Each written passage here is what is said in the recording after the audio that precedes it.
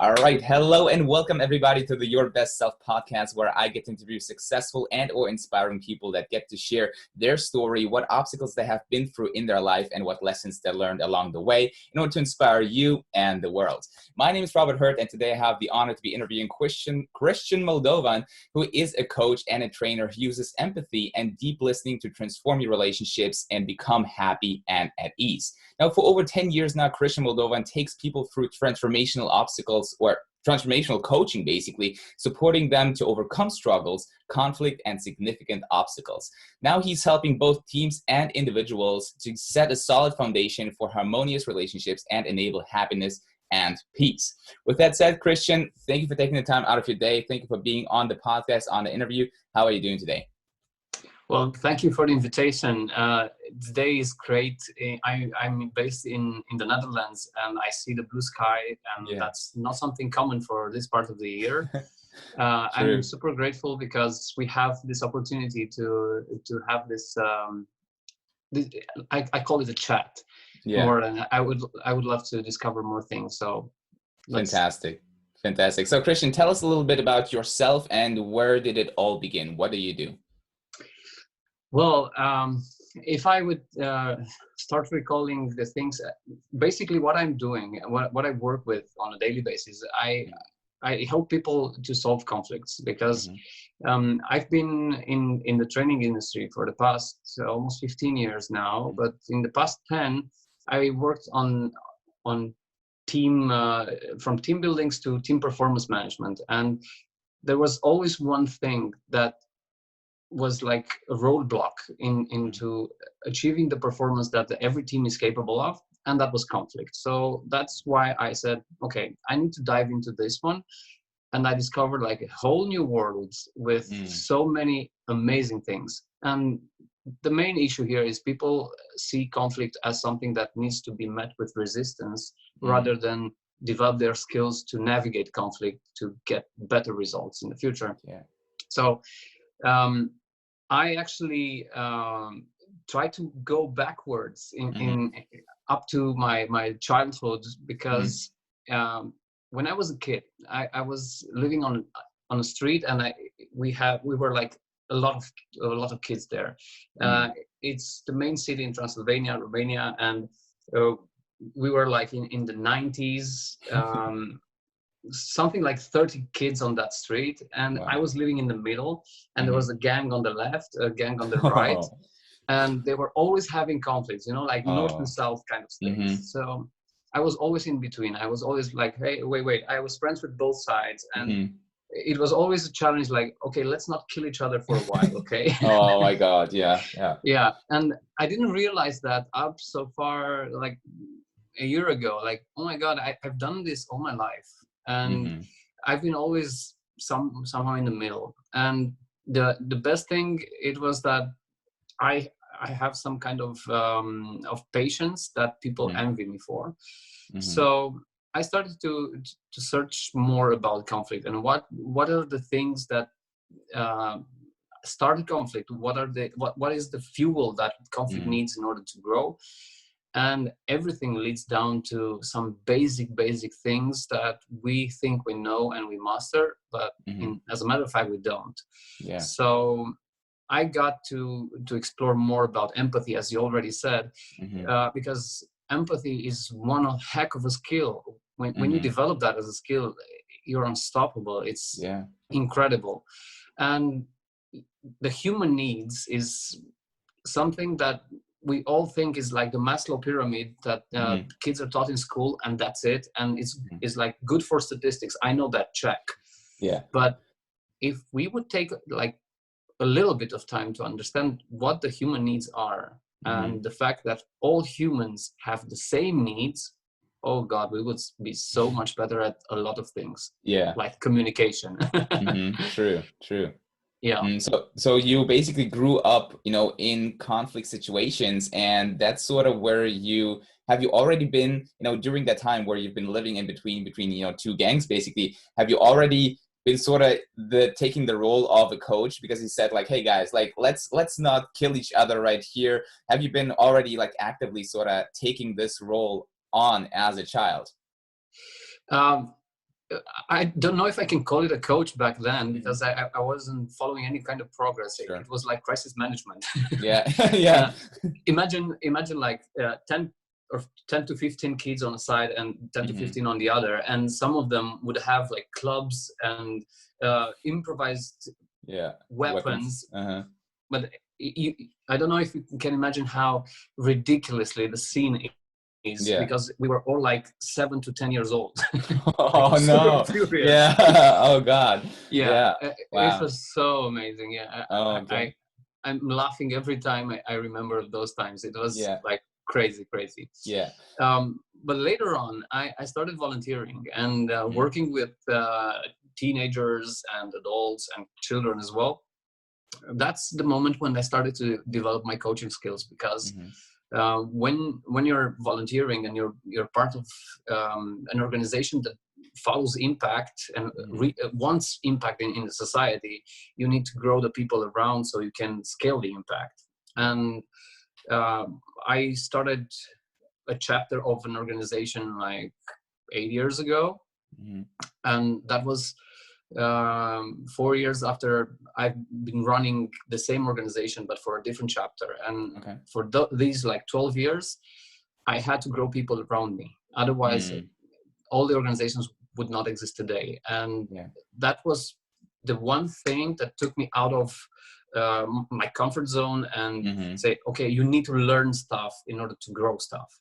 Yeah, true. And that is so important. And I actually made it my day-to-day mantra. Like every day I got to learn something new, something that's useful, that takes me towards my end goal to achieve my mission.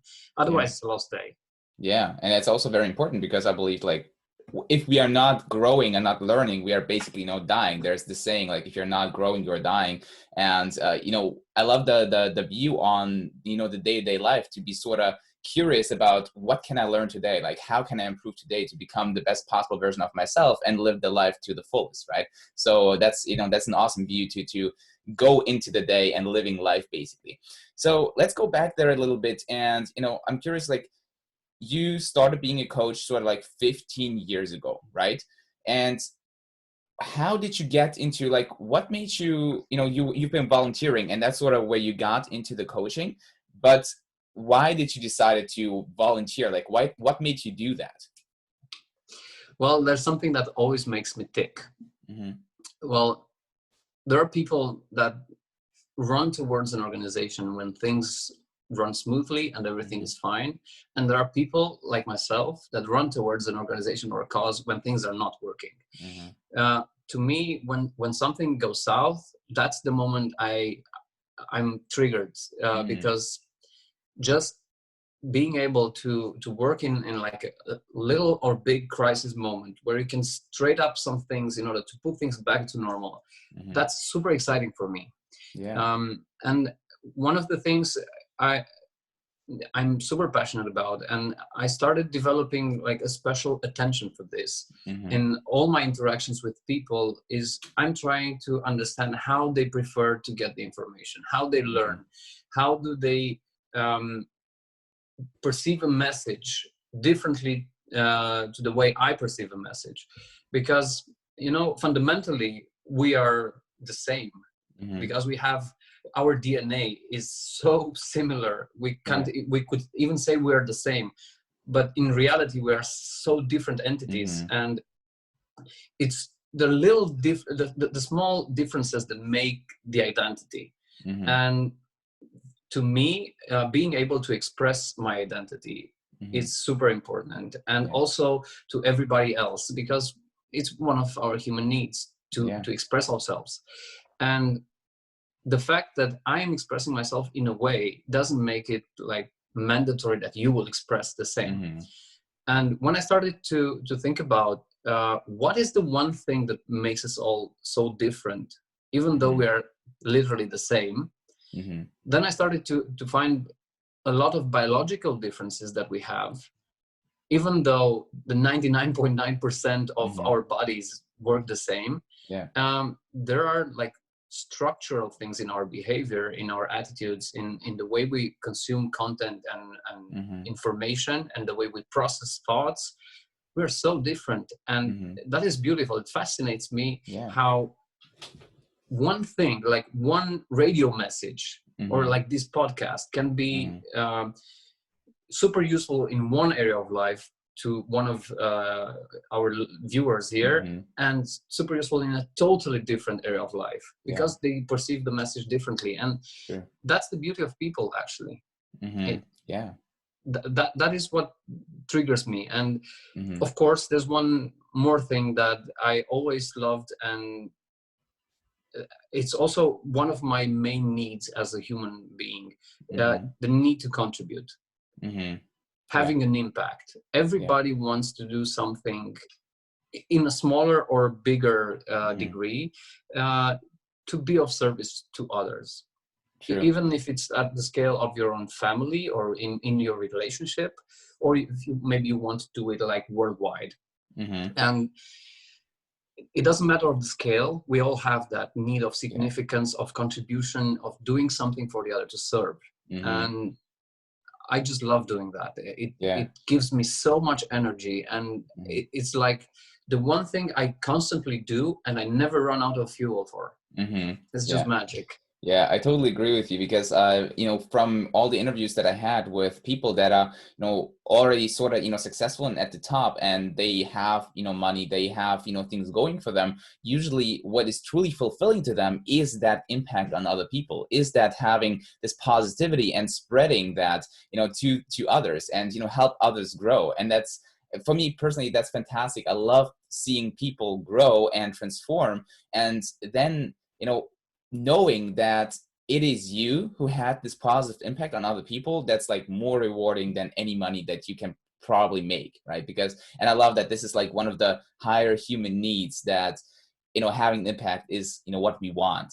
But I love also what you said about us being individual, and everybody perceives a message in a different way. And I totally can relate to that, because sometimes some person says something to me, and I understand it in a way where it's all right, it's I take it personally, but it's fine. But others are like going incredibly crazy, and it's so funny, not funny, but interesting to see how like one message can impact people differently, right?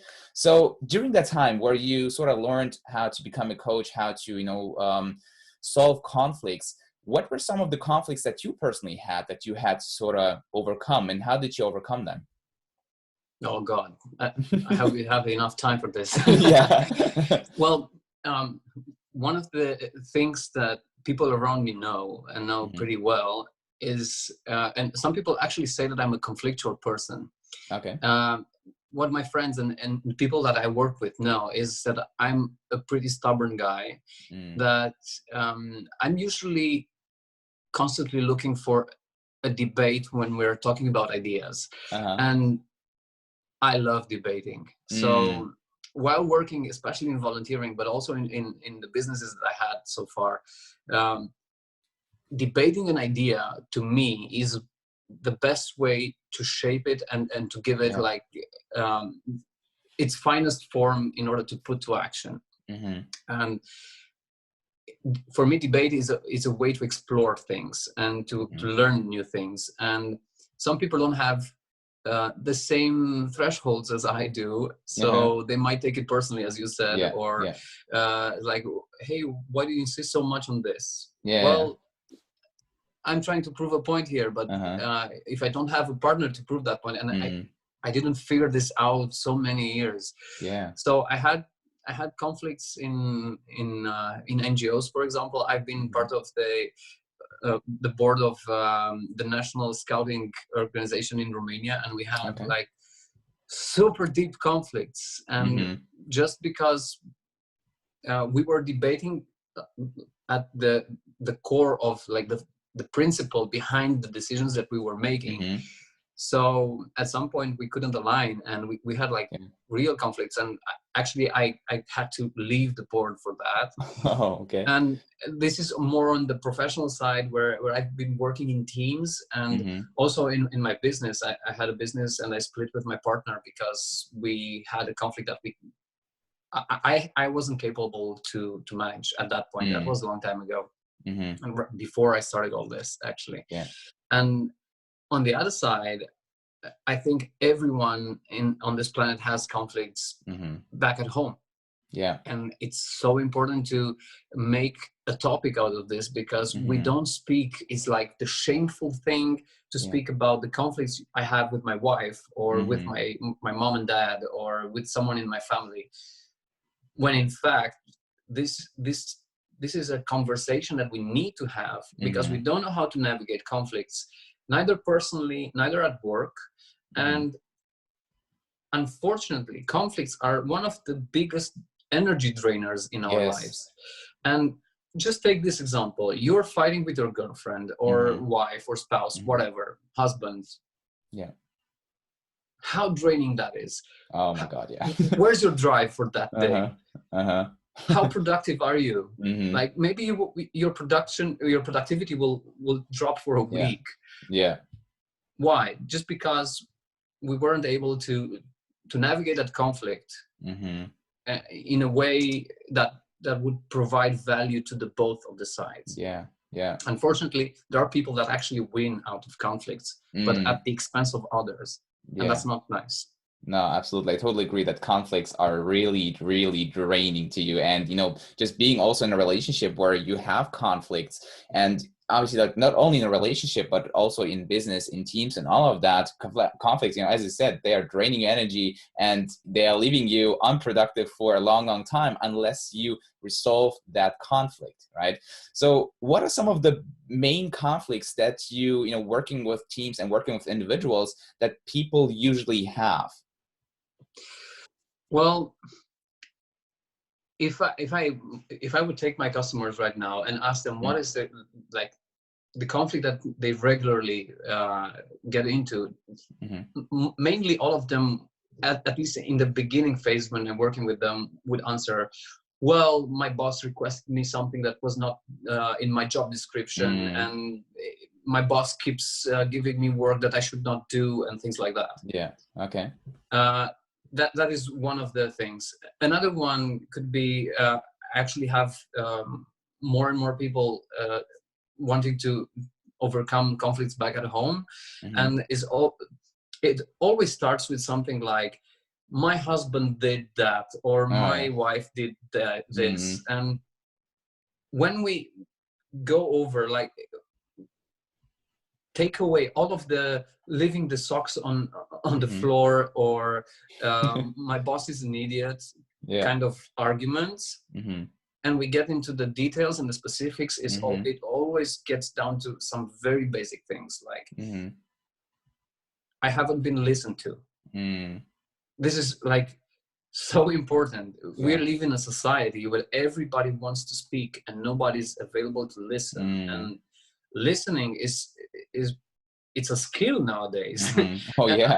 Uh-huh. Unfortunately, it is a skill. We were born with this. We were Mm-hmm. taught to listen, but for some reason, we just forget about it. While we're Yeah. engaging with someone, we have like 10 devices that grab screen Mm-hmm. for our attention, and our attention is so divided.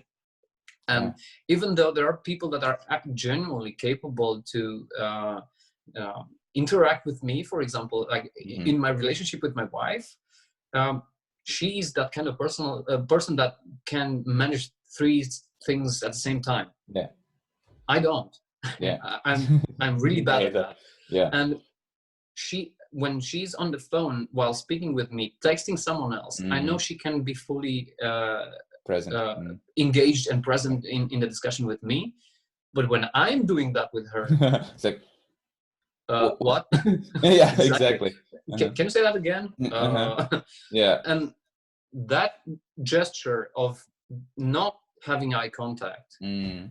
is the little spark that just amplifies things Yeah. and there are there is this behavior when you see something about the other person. Like imagine you're in an office and someone wants something from you or blames you for something. It doesn't matter. There is an issue there, and you perceive something in their way, in the way they speak or in their behavior that's inappropriate. Okay, and you just let that vent out, and it's fine. You'll get over it. But in a week or two, that person comes back and you have a different issue with that person. And somewhere behind your brain, there's one little cell says, I told you so. It's that kind of a person. And when that happens, like judgments are like the fuel of conflict. And when you have like a neuron in behind of your brain and saying, I told you so, he that's the kind of the person that will always bug you, that will always upset you. And the next moment we're going to meet and interact with that kind of a person, it's always going to happen. Something will be there, like, confirming that behavior and confirming my idea about that person. And we construct fake identities to people, and we put labels. And when we do that as people, well, there is one really bad thing that happens actually. And we start switching from seeing the people around us as human beings to seeing them as obstacles. And when you see someone as an obstacle, you either go through that person, either circle away so you don't have anything to do with that person, or jump over and even step on that person. Stepping over that body is a saying that has a little bit of some substance there. And unfortunately we do that. And we do that especially when we do this switch. And another type of conflict that is usually happening is when, and this is very general, but I'm going to go to specific in a moment, when there is someone in a position of power, for example in companies, at work, and there is a team leader or a manager that comes to the team and start imposing stuff to the team. And giving direct orders is not something unusual, but giving direct orders without listening a little bit beforehand can be perceived by the team as, you didn't even ask my opinion on that. Maybe I have a better idea. And just how many people have this question in their minds? Like, how many times did my boss thought that they have a better idea than anyone else? It just happens a lot. And listening is one of the little things that can solve many, actually not solve, prevent many conflicts. And if I'm to navigate this a little bit more, when it's when someone actually wants to impose something, what they're doing is not giving an order, like an actionable thing, and we're upset about the action. We're upset about the fact that we have some human needs, as the need for contribution, the need for independence, the need for significance, in this case specifically, that are all limited. And I don't even want to go to the need for choice. When people limit our choices, how frustrating is that? Absolutely. So basically these are small ingredients, and when you put together, a big fire comes out. Okay, that's interesting. And I totally agree with you that sort of listening is a rare skill these days because of all the technology that is around us. And I just noticed that with the people around me that I usually, like, even though I know that for instance with my girlfriend, even though I know that she can listen to me while she's typing, I prefer waiting for her to finish and then talk to her, having that eye contact, right? Because it just feels better for me knowing, like, and really realizing that she is there, she is actually listening, right? So that's very, very interesting. I love that you basically sort of like close the gap here between there's a need for people to be listened to and you provide that for them, basically, right? That's huge. So let's talk about that for a second, because you obviously, you said you use empathy and deep listening to help people overcome those, conflicts. How does that work then? Do you simply ask them specific questions and dig deeper and deeper and deeper to get to the root cause of the conflict? Right before we go into that, I want to add something about the texting and the conversation thing. My wife is an amazing human being, and she got to the point where she understands that I am perceiving when she's texting for someone, for example, and we are talking at the same time. She got to the point to understand me, and she stepped into my shoes, that just because I cannot be multitasking, I am also perceiving other people as not being able to do multitasking. So what I am thinking as a human being is, if I cannot do this, they cannot do it as well. So if they're on the phone, it means they're not listening to me, even if they are actually listening to me as she does. So she got to the point where she started, okay, let me finish this message. I'll put it off, and then we'll have like 100% attention to each other. That's fantastic. And that was one of the moments where I said, okay, this is it. It's actually about my preference. I prefer to be looked in the eye when I communicate with other people, because that's the way I feel confident about that connection between us.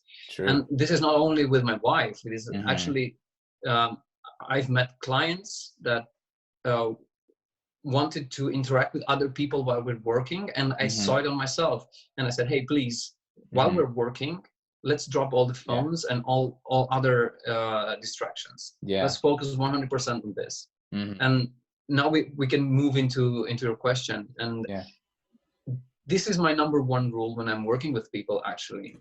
Whatever it is, live it out. And it is for two reasons. One, it's a selfish reason. It's for me, because I know I'm better to work with people when we're both 100% attentive to the same thing. Even if they have better capabilities than I do with distributive attention. And the second one is, whenever an interruption comes in, like you get a text message while, let's say we're trying to solve a conflict that you have right now, and you get a message, your mind is going to go to a completely different narrative, and something else is going to be present in your mind. You won't be able to work on that anymore. True. So that's why when I listen to people, I say, okay, when I'm listening to you, I'm going to put everything away, and all my attention, like 100%, is going to be with you. I'm going to keep eye contact. My ears are only for you. And when you do that with people, and whoever is watching this, don't believe me, just try it. It's amazing. We have in my line of work, we have a saying that every person is equipped with everything they need, and they can reach to that resource they have if you listen to them and you give them empathy. It's that simple. People don't need solutions, and they don't need suggestions, and they don't need any kind of external help. They just need to be connected with their own resources and with their own creativity and ideas, because we are all creative people. Everybody is creative, but just because you are stuck in a conflict, for example, you don't have access to all that creativity, because you're focused on the problem so much, you don't see the forest because of the first line of trees. True. And just by letting it out and someone being there to listen, actually that takes a lot of pressure off. And with the pressure going down, creativity boosts up. So that unlocks a lot of things.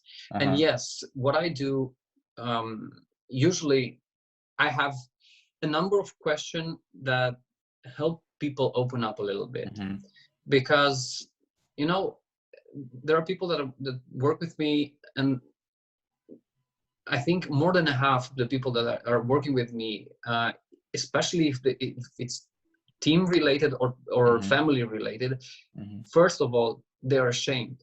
Mm. And like, oh my God, what is this guy going to think of me if I'm Yeah. going to tell all the details or the truth about this conflict?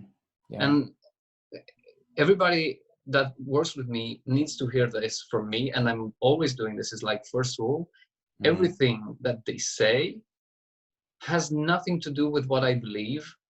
And I'm not there to judge or to think about what they did. That's not my... Imagine if I would do that with all the people I work with, I would have a lot of problems on my back. Oh, it's yeah. not healthy for me either. Absolutely not. So when people hear this, that you can speak without being judged at all, then they start to open up a little bit. Yeah. And usually people work like this. They just give like a hint of what happened, just to test the waters a little bit. Yeah, and like, let's see, will I get like a raise in the eyebrow, or or something that would tell me that I'm gonna be judged later. Then they stop. And I'm doing my best. I'm a human being. I cannot say that I won't be surprised with some things, because I have been. I've seen things and I've heard things actually from my clients that were shocking. Okay.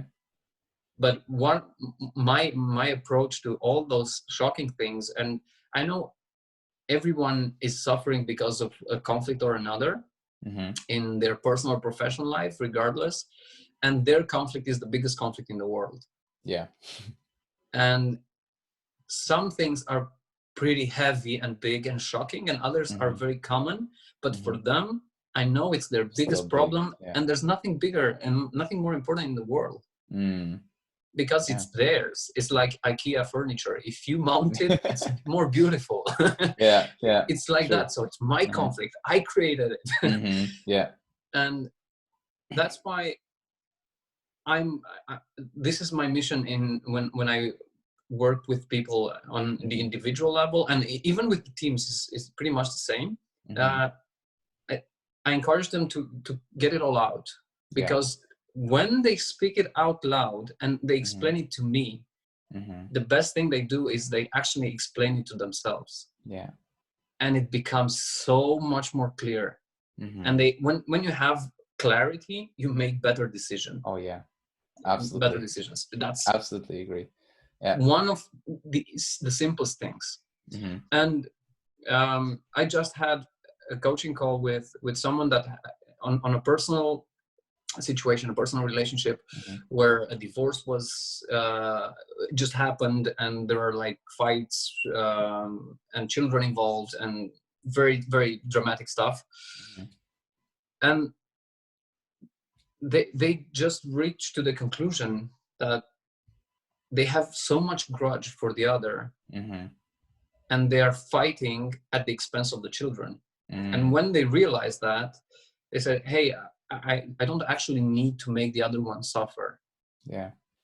But I enjoyed it.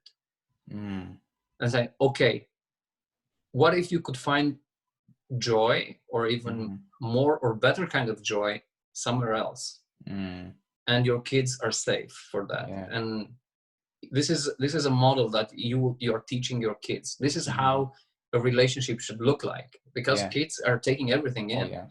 So people that have this kind of issues, like at home, unfortunately, they weaponize their children. And if there is someone who's watching this that's in that position, please stop. Really. Absolutely. And I love a lot of about what you're saying, and I want to go back to the fact that we all know sort of the solution to our conflict, to our question that we have that is bogging us all the time. And the perfect example that I thought about was going back to my girlfriend, where she had a conflict or a question, or she had to make a decision and she didn't know how to make the decision. She would make like a voice message to me over like 3 to 4 minutes, first like describing the problem, describing the challenge, and then by the end of the voice message, she already found her own answer just by talking about that and just by sharing it to me. She was like, never mind, I already figured it out. So, don't worry. Sorry about all the, minutes that I basically wasted. So that's very interesting that everybody of us has the answer inside of us, but is not available to see that because, as you said, because of the first lines of trees that are covering toward the forest. So that's actually genius. And, I would love to know, like, how can people, find that, like, because sometimes people cannot hire a coach for that, right? But they obviously can freely talk. So what would be a sort of solution for somebody who might have a conflict inside of them right now, or a difficulty, is like a difficult decision that they have to make, and they don't really have anybody to talk to? Is there anything that they can do, in their comfort of their own home? Well, this just came to my mind, and I don't want to take it out. They should definitely get your number from that answering machine. Yeah. True. It's one of the ways. So an answering machine would be nice because the answering machine is always listening. But sometimes I actually tried this out. So whoever is at the point, and I don't know, they don't afford a coach, or they don't afford getting like professional support for this. There's always a friend that's a good listener. And you know your friends, you know the people around you that are good listeners. And even if they are not so good listeners, and I'm going to clarify what a good listener is in a moment, the one thing you could do is as simple as this. Go to that one person and say, hey, I need to talk to someone about something. And what I need you to do is nothing. Just listen. Don't tell me anything about it. Don't give me solutions. Just listen. If you want to ask me questions, ask. And that's it. And you would be surprised how many people around you would be willing to do that for nothing, just to support you. And actually, I'm planning to launch a challenge here, and it's called the Empathic Listening Challenge, where people that are joining in are going to win stuff from me if they complete the challenge. And the challenge is about going out and offering to listen to people that need listening to. Nice. Yeah. And what is actual listening? Because how do you know someone is a good listener? Well, we all know those people when you tell a joke and they say, oh, that's a nice joke, but let me tell you my joke, which is much better. This is not a good listener. But let's take the joke side, because we all like joking with our groups and sharing jokes around and have fun. But what about when you have a problem, or you just experienced something that was frustrating or you didn't like, and you want to share that with your friends? And there are two types of people listening to you in that group.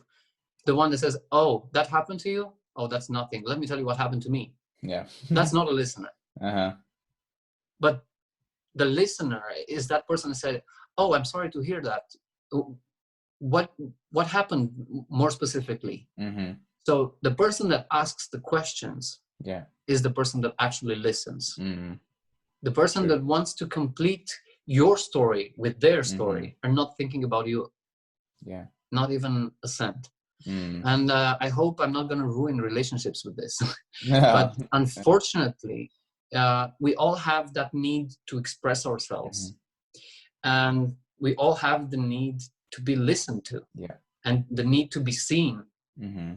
So that don't take it personally when people say, oh, you had a problem, or you had a bad day, what about my day? Well, don't take it personally. They're just at a lower level than you are, and they see you much better than they see themselves. So they actually just need some listening on their behalf.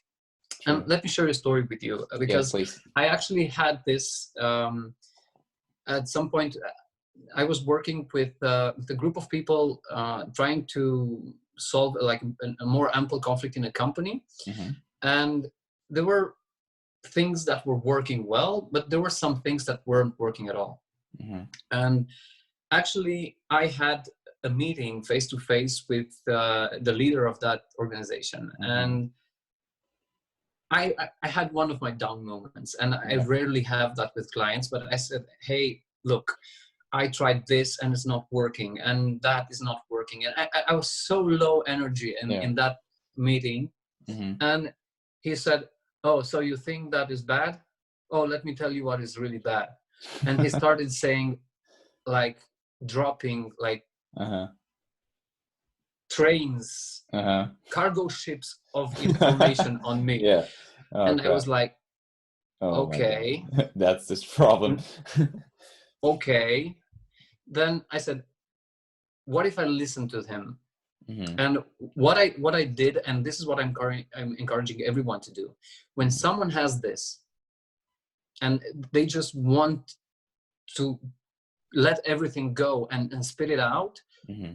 encourage them to do it. Yeah. And I told to myself in that moment when it was plain clear to me that that person was not listening a thing that I was saying about his organization. Mm-hmm.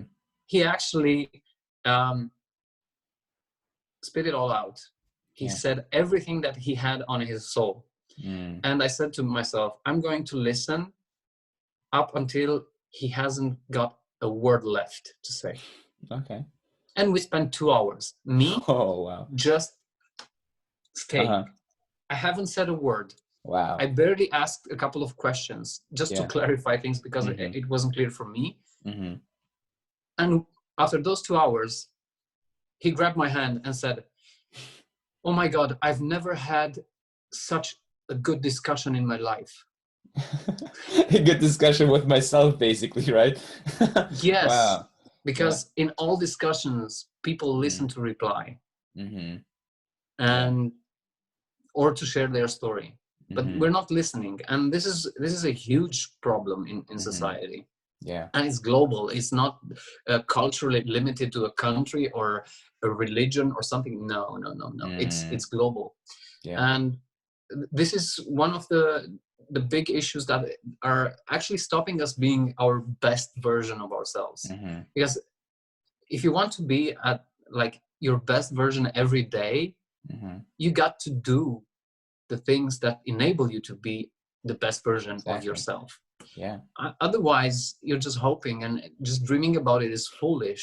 Put some action to it. Yeah, absolutely. Totally agree. And, it's amazing that, just that incident where somebody can just vent and just like let everything out is actually just solving the problem, right? And it's actually so easy if you think about it, of just like listening to it, but in the end it's so incredibly powerful. And just if you realize that, this is actually the solution to a lot of problems on this world, is just listening and being there, then I think a lot of, problems would be gone just by, having people to listen to, right? But let me, ask you again, like, we talked about empathy, right? But I believe that the concept of empathy is not really clear to some people. Like, what is actual empathy? Wow, thank you for this question. I will never ever miss a chance to explain empathy. Yeah. I just had a conversation with someone, and this is going to maybe stir some debate and some controversy here, because there are people that think empathy is something and people that think is something different. Before I'm going into what I call empathy, and I have this verified with people that are also in the field actively, but there are people that think empathy is being able to feel what the other person is feeling. Yeah. And that's not empathy, that's sympathy. Oh, okay. It's so different. But we use that word because that's the common meaning in a society, even if it's wrong. Yeah. But it's wrong. Empathy actually means being able to understand and acknowledge the feelings, needs, and thoughts of the other person without feeling them or necessarily agreeing with their thoughts. So let's say we are in a debate, as I used to be when I was part of that organization as a board member, and you have an opinion and I have a contradictory opinion with you. And you acknowledging my perspective and say, hey, I hear you, I understand that's your opinion and I respect that, and this is mine. When you have that kind of a talk, there's no conflict. But what is conflict? Because this is another huge question. Because conflict is a conceptual word that we describe like a huge array of situations. And conflict can be of many, many types. And I'm starting from with the people that are seeing conflict as war, to the people that see conflict as an argument with their wives or husbands. Well, if you put into that spectrum, there is one common denominator to all that. Is one side trying to make the other side think that this is the better decision and the only, and their own way of thinking is wrong. So if we have a conversation and I'm trying to impose my worldview on you and make you decide the way I would, to make you see things the way I would, which are contrary to your perspective, that's when you get frustrated and you will be in conflict with me and you will meet me with resistance. And unfortunately, there are a lot of people that do this as a default way of expressing themselves, when in fact it's so much more efficient to just, hey, this is my perspective, and I think this is the only perspective that's gonna be useful in our situation, but I accept that other people might have a different idea. Because conflict is the absence of respect. True. And when we still have respect and we are equal as human beings in a conversation, then I cannot be upset with you. Basically. That's so true. That's so true. And so having that, go ahead. So when there is a gap in respect, as I really love using this expression, when one person is more equal to the other person. More equal, That's when the balance is lost, and the person that's on top and in a power position will manifest its power over the weak, and the weak one will get frustrated and fight back. And that's how conflicts are born. And my personal opinion about large-scale conflicts, let's say company versus company, so we don't go to countries versus country. It's actually a person from one company versus the one person from the other company. But these persons are leaders and they managed to assemble an army for their ideal.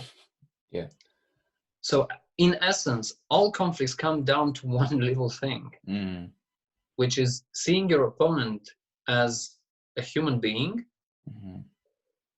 And then you don't have a conflict anymore. You have a competition. You might have a healthy collaboration, even though you don't agree on things. And you transform conflicts, as you said earlier, are an incredible way to manifest energy. But what you do with that energy that is being generated in a conflict, you can just throw it down the drain and waste it. Or you can actually convert it towards something that's more useful. And I've heard this a few days ago. It was related to all the situations with the deaths around coronavirus. And as bad as it sounds, it makes a little bit of sense. And the affirmation was this: there are a lot of babies conceived right after funerals. And as dark as this sounds, tragedy is always followed by hope. Yeah. And it's a cycle. It's just like economy. It's just like the seasons. It's in perpetuity, because people are born and they die. They grow up, they make kids, they die, and the kids will make kids, and so on.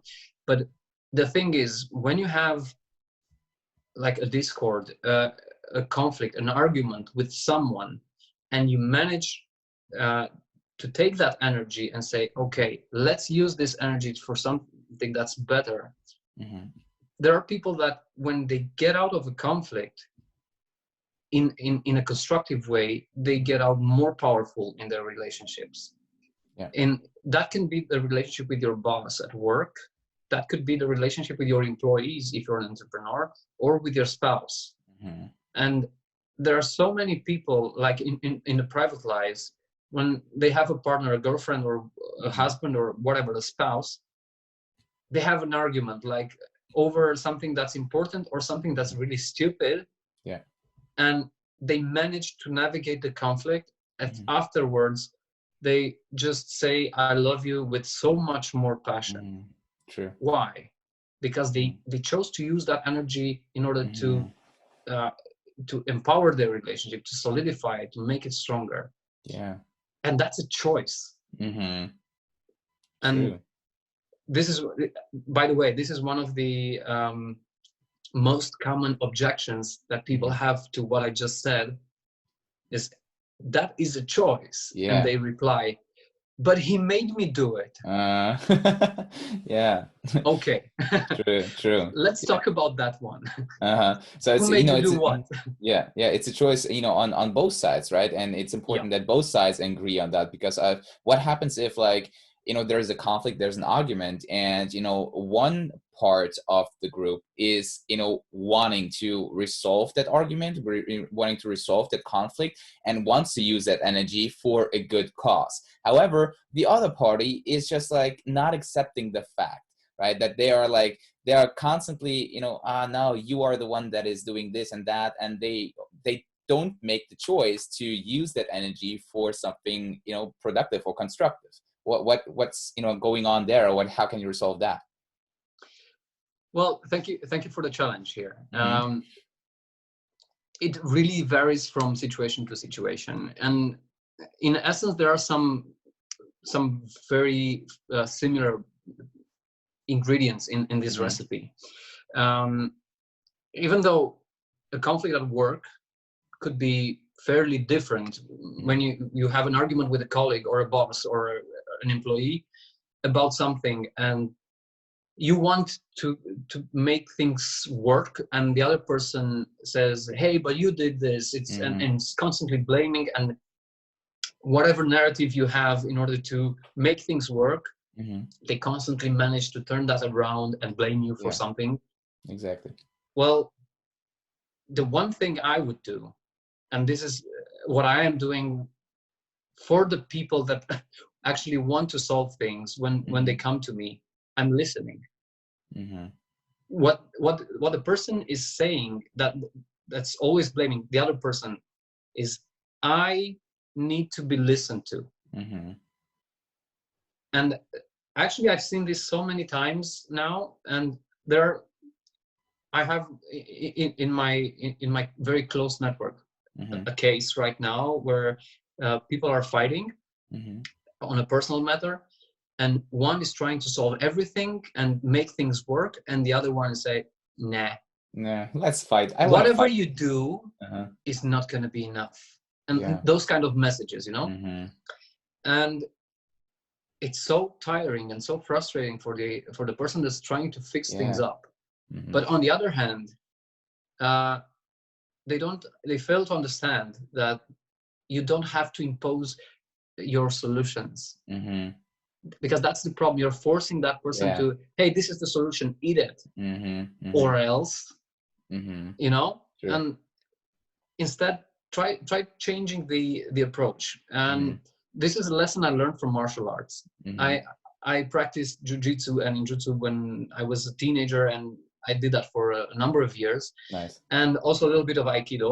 Mm-hmm. So the one thing they taught us there back then was, when your opponent is trying to hit you, Mm. don't try to block that. Like, it's just like trying to stop a wave. Mm-hmm.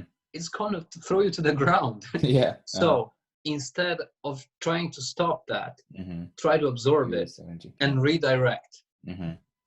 So what these people are trying to say when they're blaming you for whatever Mm-hmm. is, I'm hurt, Mm-hmm.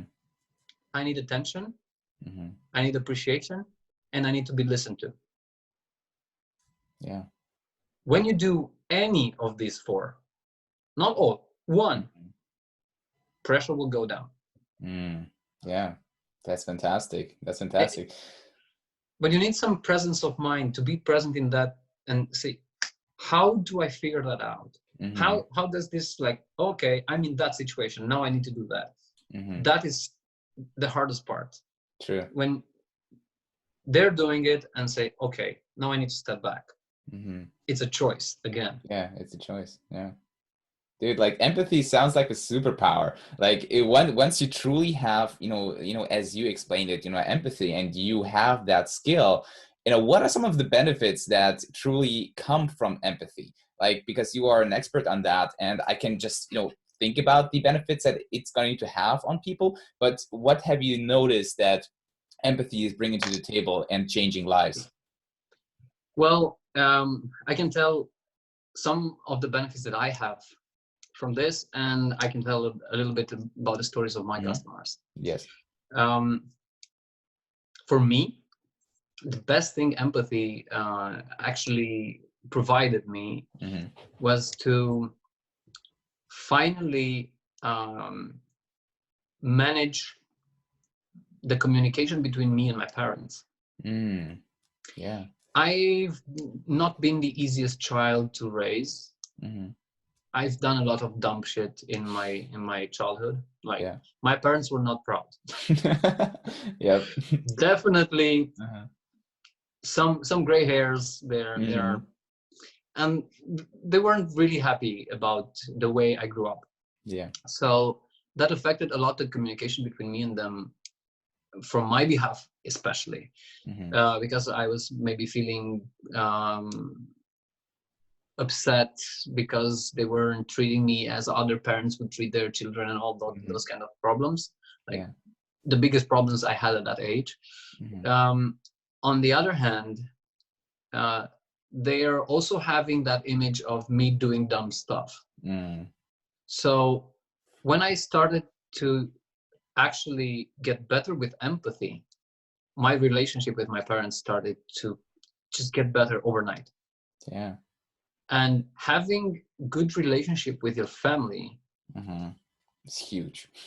oh my God, how much that is Yeah. influencing your life, you have no idea. True. There is this this guy, which is an amazing person. His name is Menis Yusri, and he's facilitating some very powerful workshops. And he said this: the relationship with your mother is the relationship with your life. Wow. That's deep. Ouch. Yeah. Ouch. And when he told that to me, it was like the most violent wake-up call that I had. Mm-hmm. It's pretty rough. Yeah. When you let it sink in, it's rough. So that was one. Mm-hmm. The second one, I would love to bring back the couple arguments discussion. Yeah. Me and my wife are, there are a lot of people around us that say that we are the perfect couple, and we are like perfect for each other, and we communicate at the level that they wish they could do. And nobody thinks that we are ever arguing. Yeah. And that's so not true. Yeah. It's not true at all. And we actually are very like powerful characters, both of us. So when we argue, we do it in style. Yeah, yeah. And in the beginning of our relationship, we actually had very intense fights, like to the point that we are both crying and Oh yeah. that kind of stuff. And when we got to the point where we developed empathy, the both of us, we studied this together actually. Oh my God. Now, if we have like an argument, it doesn't last more than 30 minutes. Yeah, nice. Before, it could last like 3 days. True. And 30 minutes, and after 30 minutes, we hug and say, this was dumb from our behalf, so let's just figure it out in a different way. Yeah. And awesome. Tell me again, we always do this. Just tell me again what is from your perspective. What is the problem from your perspective? Let me hear it from your shoes. And whoever does this first in our relationship, that's the person that ends the conflict. Yeah. And it happens, and it's normal, because you cannot have the same ideas, the same you don't have the same experiences, you didn't grow up the same, so you will operate differently. And it's normal when you operate differently from another person to not to match 100%. And actually that's the beauty of it. If you would be always at 100%, you wouldn't actually be happy about that. True. Yeah, there it's needs like, to be sort of like those would you ups be and downs. Grateful for the sun with no rain? Well, since I'm in the Netherlands, yeah. I'm grateful, like for me as well. Like, Hamburg is so rainy in the last few weeks, so I definitely appreciate every single ray of sun that I get to feel. So definitely agree on that there needs to be ups and downs to sort of appreciate the good times. Yeah. That's fantastic. true. Yeah, awesome. And I would love for a lot of more people to experience that sense of empathy and learning to be more empathetic, because as you said, it's going to change a lot in the relationship with your parents, with your family, with your spouse, wife, husband, whatever, right? So have you read some books on empathy specifically that other people can read as well? I get this question a lot, and I do have a number of books, but I'm going to recommend only one. Yes. The book is called Nonviolent Communication. Okay. By Marshall Rosenberg. It's an amazing book, and this is the book I started with. This is the one book that opened my eyes so much. And let me tell you something. I gave this recommendation to a friend of mine. She was in a not so bright spot in her relationship. Yeah. And she was like, okay, I'm gonna read it. And she read it, and she was like, oh my God, this book is so awesome. Can you recommend me like 2 or 3 more books? No. Just apply what is in there. Exactly. Put that one to action, and we'll speak about other books afterwards. Yeah. Because this is one thing that we think is helpful, getting more information in. It's not. No. Yeah. And I think Tony Robbins said this like 20 years ago or more, 30 years ago. Yeah. That information is power. And he said, no, information is not power. Yeah. Implementation of that information is real power. Yeah. And for some reason, people are just acquiring more and more knowledge without being able to implement. So my philosophy here is read less, do more. I love that. Yeah. And this is not a call to drop reading. Okay. It's actually a call to do more. If you want, awesome. if you want to read. Yeah. But make like a commitment that what you're reading, you're implementing. Otherwise, it's just wasted memory. Yeah, and that's absolutely agree. Absolutely agree. Because a lot of people, and I read that question earlier in a ClickFunnels group where somebody was asking like, hey, I have all those books, and if I read them by the end of the year, like is there a way I will not be successful? And I was like, I think you answered that on that as well, right? I did. That like, you know, there are like tons of ways where you're not going to be successful, because just reading those books is not going to help you do anything. And you will Exactly. not be making more money. It's about implementing what is in those books. So instead of reading all of them, how about you read just a few and implement what is in there, and you'll be so much more successful by the end of the year. That is true. Than reading all of them, right? So that's absolutely fantastic. And now, before we wrap up this interview here, because we have been talking a lot about conflicts when it came to having two different parties, right? With the boss and the employer, you know, wife and husband. But what about conflicts with yourself? Like, what if you have conflicts just inside of you, which perhaps some people don't realize that they have a conflict, but they feel like, all right, there's something off. Like, I don't feel right, but I do not know what it is. And sometimes they know what the conflict is, but how can you work on that? Well, this is a huge question, and thank you for it, actually. I think we should make another episode for it. Yeah, just probably. Probably so we big. should, yeah. But let's just scratch the surface a little bit here. What is the reason that we have conflicts with ourselves? That is a question that bugged me for so many years. Why do people are unhappy with themselves? And one of the reasons, and I'm going to stop with this one in our interview, because otherwise I'm going to start and won't be able to stop me. And one of the reasons is because we make the sacrifice of pleasing whatever it is, or whatever is pleasing for ourselves in order to please the other people around us. So we are making our boss happy, we're making our spouse happy, and we are trying to be the person that we are supposed to be for each and every person in our lives, at the cost of not being who we actually are for ourselves. True. Yeah, that's... And self-empathy is so powerful. Oh, yeah. When you can be aware of that, when you can be aware of your own needs and feelings, you start solving all that.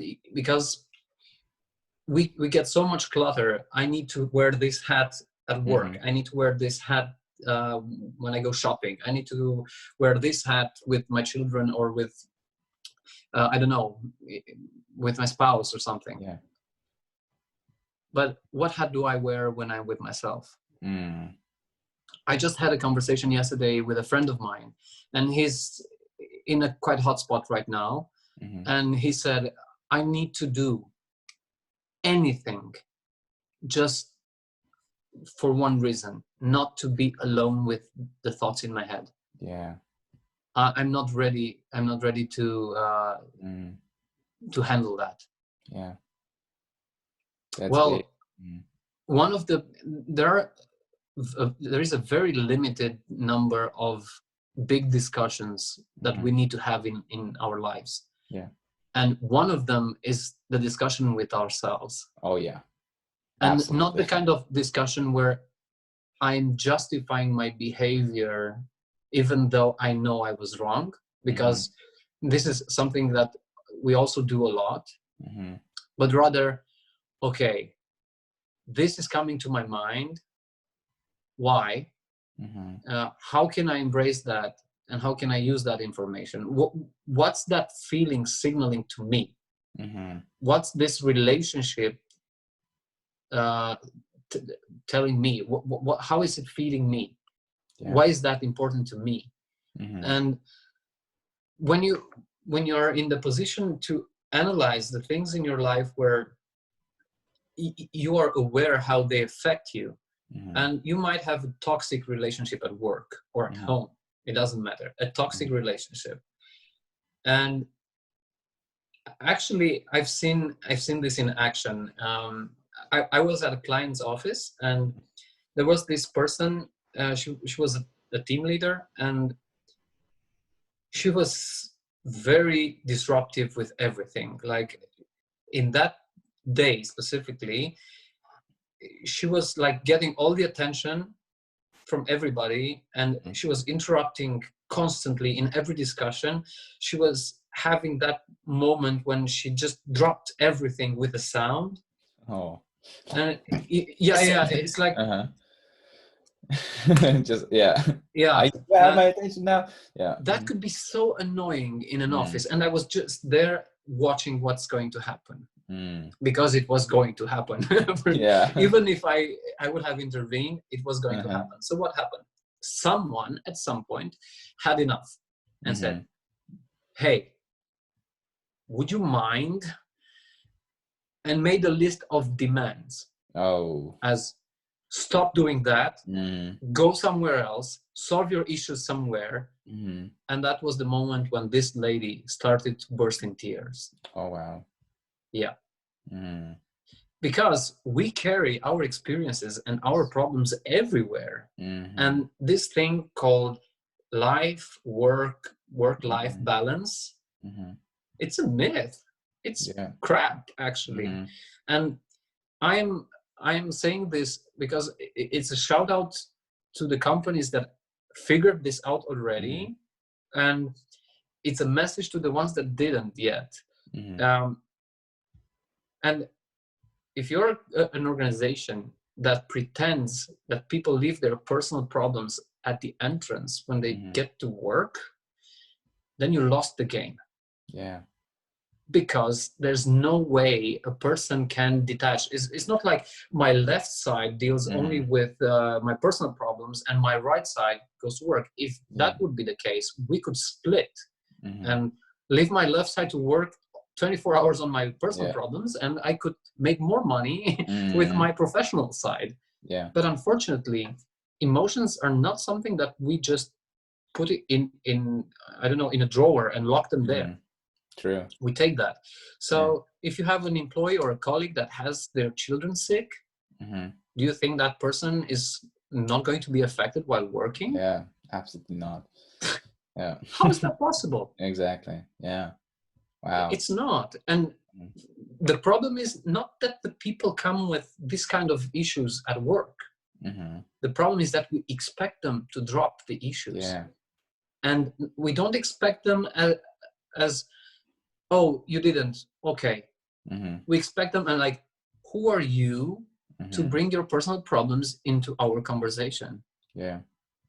And in environments where this happens, it's so toxic. People are leaving. At the first opportunity, they just quit. And there are a lot of managers that have this question. Oh, people are always leaving our company. Why? Go figure. Yeah. Absolutely. Have you ever listened to how you approach their problems? Yeah.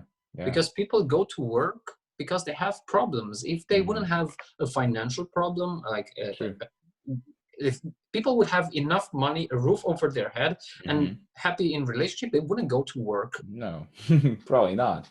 Yeah. They would do what they love. Exactly. Only. Yeah, absolutely. But unfortunately, even if you have all those, at some point, something will kick you in the butt. For sure. That's not going to feel nice. And yeah, life, it happens. And it's supposed to be with ups and downs. Yeah, exactly. But people expect from a position of power, like, and this is so annoying because I know people, and I actually experienced this myself. It is so annoying when someone senses that you're weak. Yeah. And they exploit that. And they say, I don't care about your problems. Now you have to do that or else you're fired. Oh, damn. What? Oh, my. Let me tell you about that. Yeah. Yeah. And unfortunately, most of the people, only a few people will say, okay, then I quit. And I quit right now because you're not respecting me. You're not listening to me. True. So there's no way of continuing this relationship. But unfortunately, most people fall into submission and say, okay, I need this job because I need to pay for the medicines for my kids. Yeah. And what do? They get it inside, and a month, a year later, they have a huge conflict with themselves saying, I should have quit. I'm still in this position and I had the chance to quit and I didn't. So I actually betrayed myself. And that is like the root of many conflicts that we have with ourselves. Yeah, that's very, very powerful. And I believe also very dangerous, right? Because that's sort of what, how burnouts happen, because we just eat everything, into ourselves, and we just lock all those problems, all those challenges, everything negative that is around us, and we don't deal with it. We just like, eat that up. And especially I believe for men, that's also a very, very big problem, because men do not talk a lot about their emotions, and they do not tend to open up, because we've always have been told like, hey man, don't cry and all of that crap basically. And because of that, men just eat up everything into themselves. And I Yeah, have been personally like that as well, where I didn't talk a lot about my problems, or the things that I was not happy about. And that led me to this bucket got like, always it just like each drop made it like fuller and fuller and fuller until it just like bursted. And that was like the yeah, first time where I basically broke down. I was like, man, I cannot do this, like this is horrible. yeah. And that's sort of what happens to a lot of people, that just they don't deal with that, they don't speak out to that. And that's why it's so dangerous, right? So that's why I wanted to ask about the how to deal with personal conflict. But we're definitely going to do that, in the next episode, because otherwise we're going to go way too, outside of the range here. But I would love to, but we need to keep that for a second time. Definitely, definitely. All right. I would love to. All right, fantastic, man. So there's always one question I love to ask by the end of the interview, and I sort of almost already know what you're going to be answering to that. But if you had the ability to teach the entire world, like one concept, one, piece of wisdom that they would understand and apply, what would it be? Well, um, it's as obvious as it gets, of course. Yeah. I wouldn't even go as far as empathy. I would Mm-hmm. just go with listening. Listening. How to empathically listen. Mm-hmm. That alone could Mm-hmm. solve so many problems in the world. Oh yeah. Yeah, Yeah. I that love is that. the one thing I made a mission to spread this to as many people as possible. Mm-hmm. And that's why I'm going to launch that Yeah. challenge, and I'm going to put that. I'm actually working on a training right now Mm-hmm. that I'm going to put online for free, so people can actually have no excuse whatsoever. Awesome. This is the basic information everyone needs to get, and Fantastic. the basic skills everyone needs to develop. So there Fantastic. shouldn't be any kind of limit for them to access it. Awesome. So how can people find out more about what you do and about the training that you've talked about, and also about the podcast that you're about to launch? How can they reach out to you? How can they find you and learn more about what you do? Yeah, thank you for the question. Well, there are a couple of things that I would like to mention here. Yes, the podcast is one of them, and I'm so excited because Mm-hmm. yesterday we actually launched the pre-launch, Mm-hmm. Yeah. and people can just go to the anatomyofconflict.com, Mm-hmm. and if they leave their email there, they get access on the behind the scenes, and Mm-hmm. they can even propose topics and suggest guests for the podcast and Awesome. things like that. And they're Mm-hmm. also gonna get some powerful information, and not only information, even access to training Mm-hmm. in the field of empathy and how to deal with this kind of stuff. Awesome. Another thing that I'm working on right now is this training that I just told you Mm-hmm. about, and I'm so confident that if I put it out there, when I put it out there, people are just going to have a powerful tool, easy to follow. Yeah. And actually, it's not going to be something really complex, but Mm-hmm. I designed, it's a one-page document, Mm-hmm. a tool where you can see everything in one page. It's like a canvas where Awesome. you list a number of conflicts that you had in your life, Mm-hmm. then what you said, what they said, Mm-hmm. and when you have that like overview of over more than just one conflict, you'll see there are patterns. Mm-hmm. And this is one of the big issues that we have, and I am working hardly to help people solve that. We have buttons. Mm-hmm. So let me just give you a slight idea of what this is. Let's say in your line of work, there is something that annoys you to the end of the world. Mm-hmm. And you already know something is going to be annoying, or someone will do something annoying when they first pronounce the word. Yeah. Uh-huh. Or in the personal life, when you do something that is considered by your girlfriend, for example, something Mm-hmm. inappropriate, and she's gonna say, "Hey, you did that again." Mm-hmm. It's a button. And Yeah. you know, the definition of a button is Mm-hmm. each time you press that thing, it will Mm-hmm. trigger the same action. Yeah. Uh-huh. True. Yeah. So there are some very powerful buttons that we all carry. Mm-hmm. And this is what I'm going to put online very soon, and it's going to be on outofconflict.com. Mm-hmm. A way to identify your buttons. Simple. It's Mm-hmm. like you can do it by yourself at Mm-hmm. home, in privacy, full privacy, so nobody needs to know all your conflicts in your life. Mm-hmm. Because I know these kind of things can be quite sensitive. And when you know your buttons, you can start deactivating them. And that's the most beautiful part. It's like, imagine you have like a remote control, like the one you have for your TV. Yeah. And each button triggers a different conflictual reaction, or like anger or something in you. And just by not knowing your button is exactly like you having that remote control and hand it over to some other person and say, "Hey, this is the remote control where you control every reaction I have. Would you take care of this, please? Yeah. Uh-huh. Would you do that for me?" Uh-huh. Like, what does this button do? Yeah. Yeah. Oh, nice. So that's my goal here, to help people see these buttons. And also on outofconflict.com, I have another tool. I really love one-page tools because they are super easy. Yeah. It's an empathy checklist. So if there is anyone that wants to improve their empathy, and it's specifically designed for meetings, for work, but it can be applied as easily in personal life as well. So the thing is, you go to a meeting and you have a number of things that you need to give a mark from 1 to 10.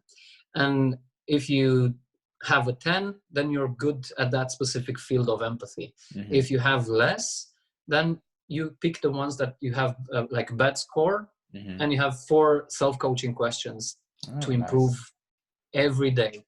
Awesome. And I have people that actually reported back to me saying that they were working, the indication there is to work on one thing at a time, and they started working with one thing, and that one thing changed the way they were perceived in the company. Nice. And I was like, oh my God, this is way more powerful than I thought.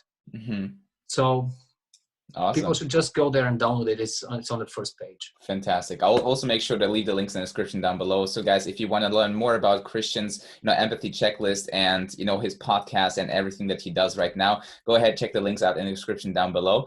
And with that said, Cristian, is there anything else you would love to add to the end of the video interview before we wrap this up here? There are 2 things. One of them is, if there is anybody who wants to interact with me or just want to develop their knowledge around what human needs are and how we process them and how we correctly identify feelings.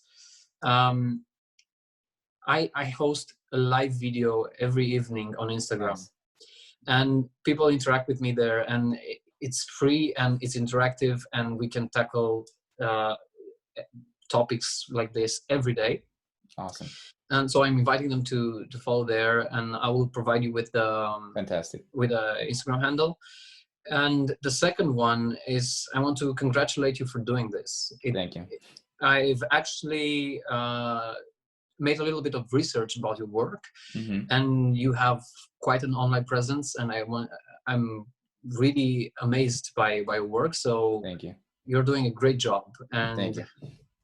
I hope you keep it at least at this level, or maybe even bigger, because what you're doing, and with through this kind of conversations, I think you are actually managing to put a lot of value out there. Yeah. And people should definitely subscribe to your channel and to be there, like, to constantly follow. Fantastic. So congratulations. Thank you so much for Yeah. the feedback. I really appreciate it. And it truly means a lot to me, because that's, what is the purpose of this podcast, to get people like you on to share their stories, share their expertise, and provide value to every single one that is watching, those interviews. So guys, if you enjoyed this video, if you enjoyed this interview, let me know in the comments down below, and also make sure to subscribe to this channel, just as Cristian said right now, so you get notified whenever I upload a new video. And yeah, I enjoyed our conversation, Cristian. Thank you so much for your time. And let's definitely schedule another one for the personal conflict kind of side of things and how to resolve those. I would definitely be keen to learn more about that as well. Wonderful. Thank you very much. I Fantastic. felt amazing in this. Awesome. All right. Thank you so much, and have a Thank fantastic you. day. Bye-bye.